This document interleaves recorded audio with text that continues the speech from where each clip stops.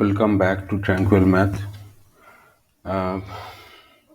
Last day हम लोग ने सीखा कि इक्वेशन क्या है, what is an equation and कुछ प्रॉब्लम भी सॉल्व किए थे। तो आज हम लोग वही उसको ही एक्सटेंड करेंगे और we will solve some more problems, okay, from NCERT, okay. We are following NCERT book of class 7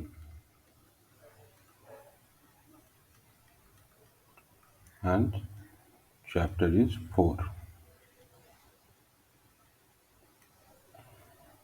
तो एक प्रॉब्लम है like 4x plus 5 equal to 6x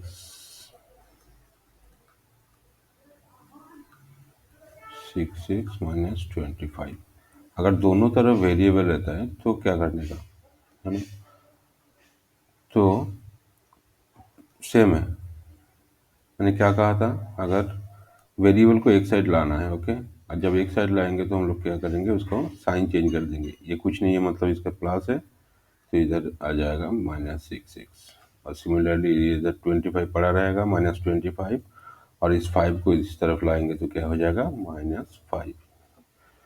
सो ये क्या हो जाएगा, 4x minus 6x equal to -2x equals to, ये कितना होता है -30, और x equals to -30 divide by -2। इधर ये मल्टीप्लिकेशन है, ये अगर इस तरफ आ जाएगा, राइट हैंड साइड पे आ जाएगा तो उसको वो डिवीज़न हो जाएगा। और कितना होता है, और x इक्वल्स टू, हम लोग पता है माइनस माइनस प्लस होता है, और at the time of division ये कितना होता है 15। सो 15 is the answer, okay okay.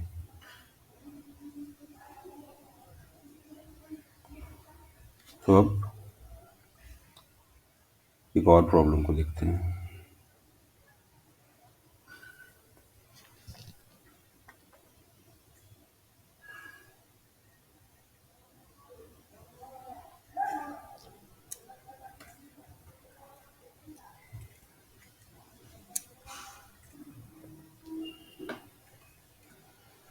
ये एक प्रॉब्लम है, 1/5 ऑफ ए नंबर -4 गिव्स 3। तो क्या करने का इसको, देखो 1/5 of A number, suppose the number is x, so let the number be x. So 1/5 of x minus 4, as it gives -4 gives 3, so equals to 3. So 1/5 of x means for how much, x by 5। ये ऊपर आ जाएगा, ये of कुछ नहीं होता है, ये multiplication होता है। सो इक्वल्स टू 3, 4 इस तरफ आ जाएगा तो क्या हो जाएगा +4। अब लोग ये भी कर सकते हो कि इधर भी +4 करो, इधर भी +4 करो, ठीक है। अगर ये समझ में प्रॉब्लम आ रहा है तो दोनों साइड प्लस करके लेफ्ट हैंड साइड को कांस्टेंट फ्री करना है। तो कितना होता है, और x/5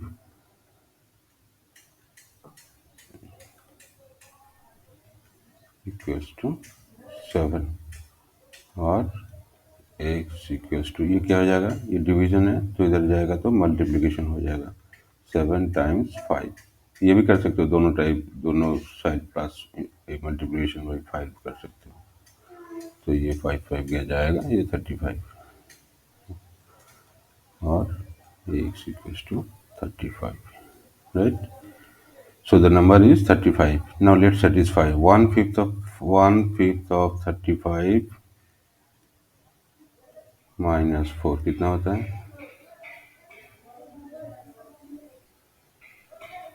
ये 7 minus 4 equals to 3, equal to RHS. So this 35 satisfy the equation, right? So our answer is correct.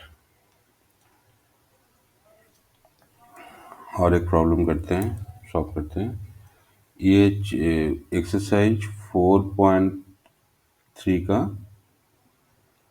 1C है शायद। ओके, अब देख लेना। If I take 3/4 of a number and add 3 to it, I get 35. So if I take 3/4 of a number, so let the number be x. So 3/4 of x plus 3. Same problem, okay? 21. So 3x by 4 equal to 21 minus 3, और 3 18, ये क्या हो जाएगा, इस तरफ जाएगा तो multiplication हो जाएगा, और 3x इक्वल्स टू 54 और x इक्वल्स टू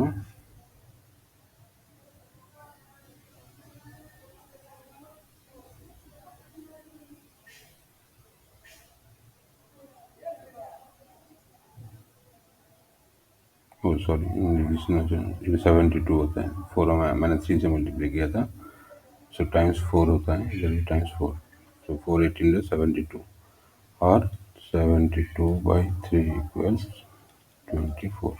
ये मल्टीप्लिकेशन अगर बड़ा नहीं करना, मतलब पहले इसे वो भी डिवाइड कर सकते थे, तो ये हो जाता है 6, और 6 टाइम्स 4 इक्वल टू 24।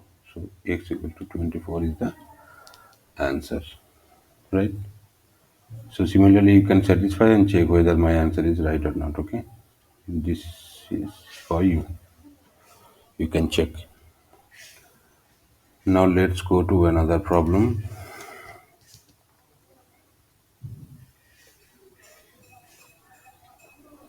ये 4.3 एक्सरसाइज का 1F का प्रॉब्लम है। Okay,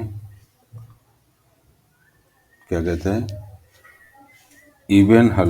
Even hal thinks of a number. Okay, she adds 19 to it and divides the sum by 5. She gets 8. So let the number be whatever you can think. Not necessarily you can let the number be m. Okay, so thinks of a number. She adds 19 to it. So x plus 19 will go as it said to it and divides the sum by 5. So divides the sum. So the whole x plus 19 is divided by 5 and she gets 8. Now tell me, can we subtract 19 from both sides? No, because it is not 19, it is 19 by 5. So better we multiply it first by 5 both sides.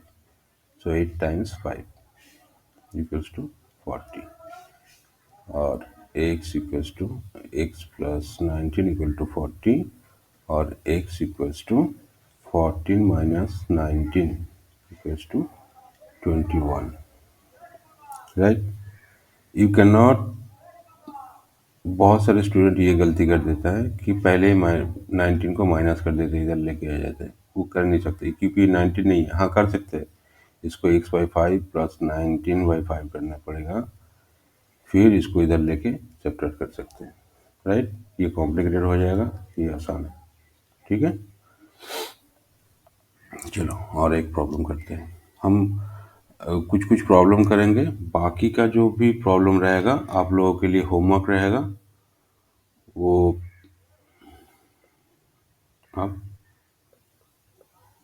घर में बैठ के free time में करो। और जो भी अगर कुछ प्रॉब्लम ऐसा है कि सॉल्व नहीं हो पा रहा है, आप कमेंट में लिखो, मैं नेक्स्ट वीडियो में उसको सॉल्व करूँगा, ठीक है। चलो, ये थोड़ा डिफरेंट टाइप का प्रॉब्लम है इसलिए मैंने चूज़ किया था। In an isosceles triangle the base angles are equal. Isosceles triangles किसको बोलते हैं? जिसका दो साइड इक्वल होता है. Okay, may be this side equal to this side. और उसका एंगल भी, एंगल प्रॉपर्टी में आप देखोगे, बाद में पढ़ोगे, तो दोनों एंगल भी इक्वल होता है. Okay, so isosceles triangles means whose the triangle whose two sides are equal. Okay, the base angles are, angle भी equal होता है, side भी equal होता है. The vertex angle is 40. It is said that this angle is 40. Okay, and remember the sum of the three angles is triangle is 180. This is also a property of a triangle. The sum of the angles is 180. So two angles are equal. Okay, so suppose, so let the angle be x and this one be,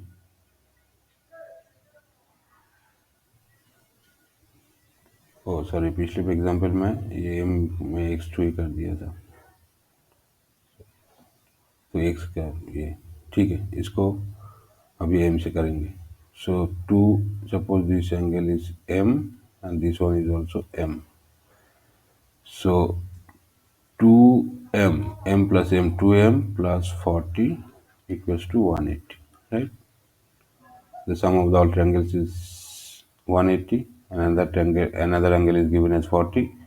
From here we can say 2m equal to 180 minus 40. ये side पे आ जाता है, sign change हो जाता है, नहीं तो दोनों साइड पे -40 भी कर सकते हो, कोई प्रॉब्लम नहीं है. तो 140 और m equals to 70. 140 divided by 2 equals to 70. So the angles will be 70, 70 and 40. If you add them, it will be 180 degrees. The sum of the angles of a triangle is 180 always. Whatever triangle it is, doesn't matter, right? Okay, so let's go to the next example. We will solve couple of more. Okay, and let's do this one. This one is also from exercise 4.3. Okay. So Irfan says that he has 7 more marbles than 5 times. ये सब problem है ना, आपको ठीक तरह से पढ़ना है. मतलब क्वेश्चन में ही आंसर छुपा होता है, हम लोग स्टेप बाय स्टेप जाएंगे. सो इधर इरफान है, क्या बोल रहा है वो, he has 7 more marbles than 5 times of the marble Paramit has. So हम लोग किसको एक्स पकड़ेंगे, बोलो इधर. जो वेरिएबल है, वेरिएबल किसके पास है, परमित के पास. वो क्या बोल रहा है, 5 times the marbles Paramit has. तो इधर अगर हम लोग ये करेंगे, सपोज इरफान के पास एक्स है, तो वो इससे भी होता है, ये एक्सप्रेशन थोड़ा कॉम्प्लिकेटेड एक्सप्रेशन हो जाएगा. तो सिंप्लीफाई करने के लिए हम लोग ये कि परमित के पास एक्स मार्बल है, उसका 5 टाइम्स 5x होता है, एंड 7 मोर मार्बल्स प्लस 7 हम लोग करेंगे, तो इरफान हैज 37. Got it. क्या बोल रहा है. So suppose let suppose Paramit has x number of marbles.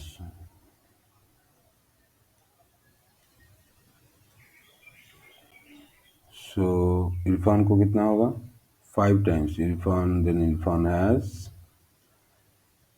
5x plus 7, 5 times and more 7 more than, तो 7 मोर करेंगे कितना होता है 37. इसको अगर सॉल्व करेंगे तो आंसर मिल जाएगा. अब सॉल्व कर सकते हो, हम लोग ने सीख लिया ऑलरेडी. ठीक है, 37 माइनस 7 इक्वल्स टू 30 और x equals to 6 divide by 5. So x into 6. So किसके पास होगा 6 मार्बल्स, हम लोग क्या सोचे, let suppose Paramit has. So Paramit के पास 6 होगा, परमित के पास 6 होगा, इरफान के पास कितना होगा, उसका 5 गुना +7, तो 37 है ना, यही लिखा है 37 marble. So it satisfy the equation, our answer is correct. एक लास्ट एग्जाम्पल करेंगे, ठीक है। ये सारे प्रॉब्लम्स हमारे टाइम में तो बहुत सारे आते थे। The age problem of father and son, father and daughter. Let's see, एक एग्जाम्पल ऐसे करेंगे तो ये चैप्टर पूरा हो जाएगा, ठीक है। Lakshmi's father is 49 years old. He is 4 years older than 3 times of Lakshmi's age. So Lakshmi's age, suppose Lakshmi is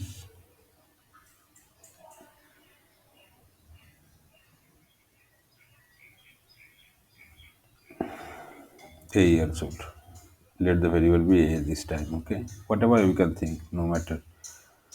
So he is 4 years older than 3 times of Lakshmi. 3 times of Lakshmi is 3a plus 4 equals to 49, as it is says like 49 years old.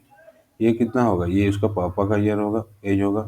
3 times of Lakshmi age, 3 times of Lakshmi age plus 4 equals to पापा का as. इसको अगर solve करेंगे तो लक्ष्मी का as मिल जाएगा। सो 3a equals to, ये 4 इधर आ जाएगा तो क्या हो जाएगा, माइनस हो जाएगा। 49 माइनस 4 इक्वल्स 45 और a इक्वल्स टू 15, है ना। 45 डिवाइड बाई 3 हो जाता है इधर, तो इक्वल्स टू 15। तो लक्ष्मी का एज कितना है, लक्ष्मी इज 15 ईयर्स ओल्ड और उसका फादर का कितना होगा, 15 times 3 plus 4 equals to 49 as it is said. तो ठीक है, ओके। सो मैंने अभी रैंडम कुछ सिलेक्ट किया था क्वेश्चंस। बाकी का जो जो भी रहेगा आप लोगों के लिए होमवर्क है, कर लो। हम स्टेप बाय स्टेप जाएंगे, ठीक है।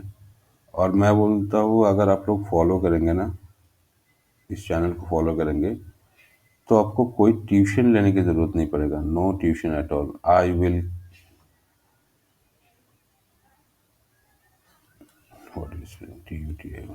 आपको कोई ट्यूशन की ज़रूरत नहीं पड़ेगा। पूरा का पूरा syllabus up to 10th syllabus हम कवर करेंगे। इससे आपको बोर्ड एग्ज़ाम के लिए कोई प्रॉब्लम नहीं होगा। आपको अगर समझ में कुछ प्रॉब्लम हो रहा है तो मेरे को मेल कीजिए। मेल आपको डिस्क्रिप्शन में या फिर चैनल के डिटेल्स में मिल जाएगा। मैं हर एक मेल का रिप्लाई करूँगा। और समझ में कुछ प्रॉब्लम आ रहा है तो मेरे को बताओ कमेंट्स में, ओके। तो ये सेकंड पार्ट था और इसके साथ ही हम लोग सिंपल इक्वेशन का चैप्टर पूरा कर दिया। अब नेक्स्ट चैप्टर में कोई और टॉपिक के साथ आऊँगा, ठीक है। Will discuss some other topic in the next video, okay. Till then good bye and please subscribe my channel, like this video so that channel can grow, okay. Thank you so much.